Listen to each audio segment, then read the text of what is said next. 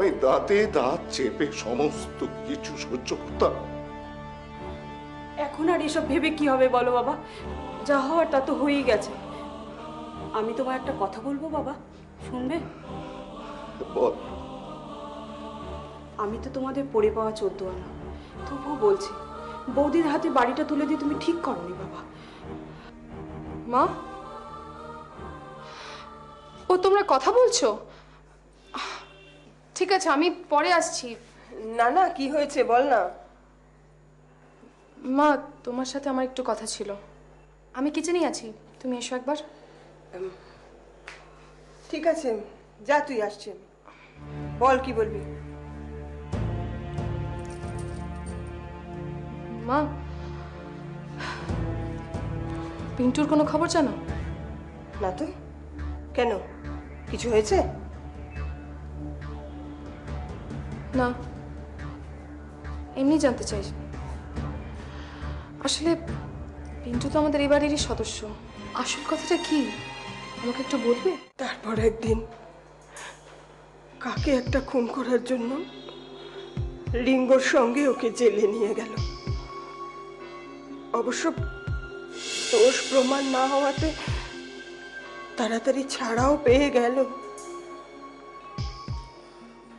নে, হ্যাঁ রে পিন্টু, বল না রে, তুই কি সত্যি সত্যি লোকটাকে মেরেছিস? না মা, তুমি বিশ্বাস করো আমি খুন করিনি।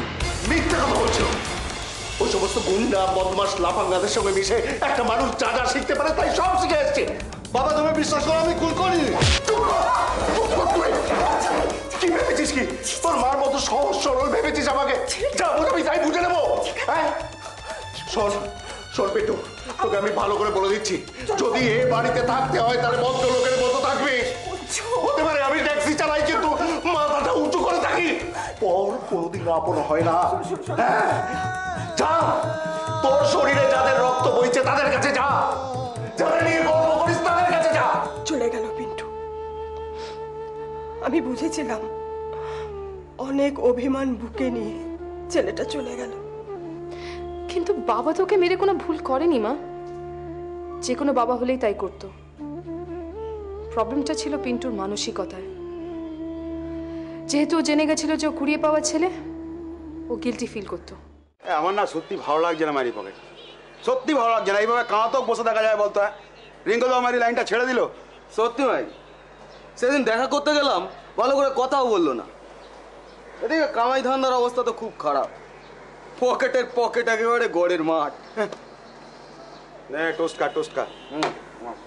আরে কেসটা কি জানিস? আরে মৌসুমিদির সঙ্গে রিঙ্গোদার সম্পর্কটা ঠিক দানা বাঁধলো না। আরে সেই জন্য তো রিঙ্গোদা আপসেট হয়ে পড়েছে। হ্যাঁ, শুনলাম ওই ডক্টর রায়চৌধুরী আছে না, রায়চৌধুরী, হ্যাঁ, রিঙ্গোদাকে বাইরে পাঠিয়ে দিচ্ছে কি সব ট্রেনিং ফ্রেনিং এর জন্য। হ্যাঁ আমিও তাই শুনছিলাম। কিরে পিন্টু, এভাবে মুখ চুন করে রয়েছিস কেন? কেলো বুড়ো আমি চুপচাপ দাঁড়িয়ে আছে কেন? শুনকো থাম তোরা। ঠিক আছে ভাই, থামলাম। ব্যাপারটা কি হয়েছে বলবি তো? এইভাবে মন খারাপ করে দাঁড়িয়ে আছিস কেন? পিন্টু, তোকে কেউ কিছু বলেছে? এই কেউ তোর সঙ্গে দিল্লাগি করেছে? বল না প্লিজ তোরা থাম, আমার কিচ্ছু ভাল লাগছে না। কি হয়েছে পিন্টু? এমন কাঁদছিস কেন? আবে বেন্টু কাঁদছিস কেন? বল না কি হয়েছে? কি হয়েছে পিন্টু, কাঁদছিস কেন? হ্যাঁ, স্যান্ডি অবশ্য মা বলে আমাকে মোটেই মেনে নেয়নি। ওর মা মারা যাবার পর ওর বাবা যে আবার সেকেন্ড টাইম বিয়ে করলেন সেটা ওর মোটেই পছন্দ হয় না। এসব কথা থাক না মা। কি বললে? তুমি